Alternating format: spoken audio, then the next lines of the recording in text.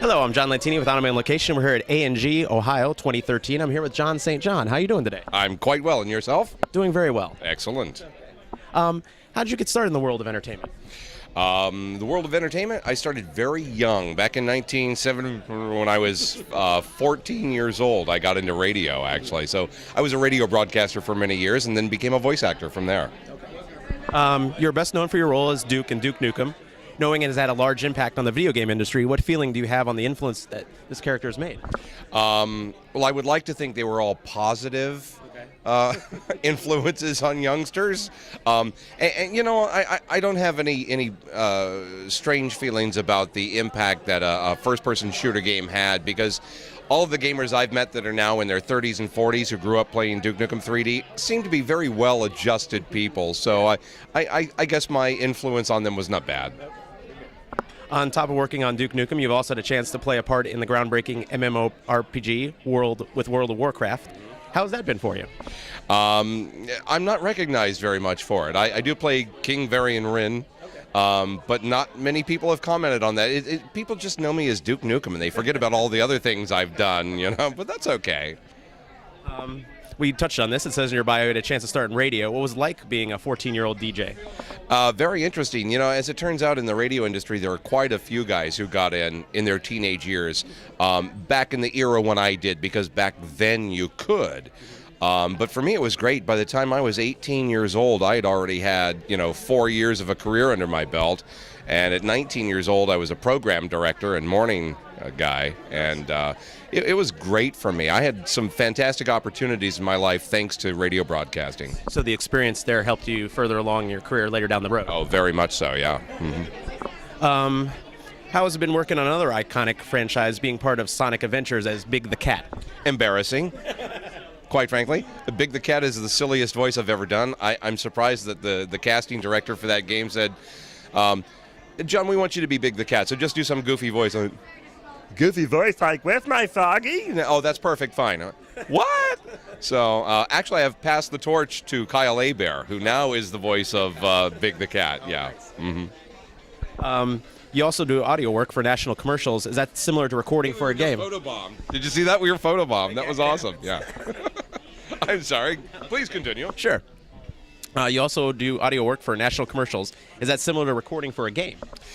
Not really, because I'm not usually being directed on a lot of the commercial projects. The clients hire me based on a custom audition I would have done. And quite often, since I own and operate a studio, they'll say, oh, just do what you do. And send us the takes, send us 3 or 4 takes on each line, and then we'll piece together what we want. So there's more freedom in that, and it's a lot easier. It's not vocally stressful, because most of the commercial work I do, I'm just speaking in my normal voice or kind of turning on the big voice. It's not the character voices like in video games, which are very vocally stressful, and at the end of a session, I might walk out of the studio like this, going, oh, my throat hurts. So commercial work is a lot easier for me, actually. Does the experience help you out where it's nice that they say, well, just do your own thing, just do what you do? Oh, yeah, that's a lot more fun. And when I can self-direct, I feel better about the end product, because I have a pretty good ear, and sometimes, and I don't blame directors are great, but sometimes they can misdirect you. And when it comes to commercial projects, I've been doing them for 30-plus years. I pretty much have that dialed in. I've been around the block, yeah. Mm-hmm. You've also done work for large theme parks. What is it like knowing that your voice is listened by thousands of fans every time they visit one of these parks? Well, it's funny. I don't think about fans listening to those voices so much, but where I live in Southern California, we have the Legoland California theme park. And back when I did the voices for that when it opened, my kids were young.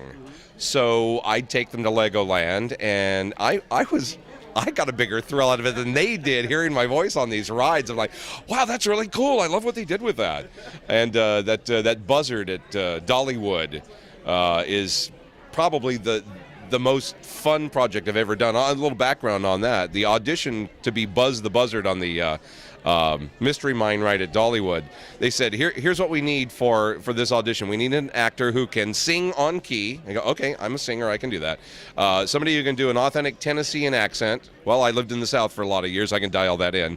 And you have to sound creepy as hell because it's a buzzard. I went, oh, that's me. And I did the audition and nailed it. So yeah, that one's pretty cool to see. I had all 3 key components. Yes, exactly. Brought it all together. Are there any upcoming projects you're working on that you would like fans to know about at this time? There are a lot of them I'd like fans to know about. However, non-disclosure agreements. I can say that I've been recording new DLC for Guild Wars 2. So reprising roles like Captain Magnus the Bloody-Handed and Newt Whitebear. So those will be out anytime now.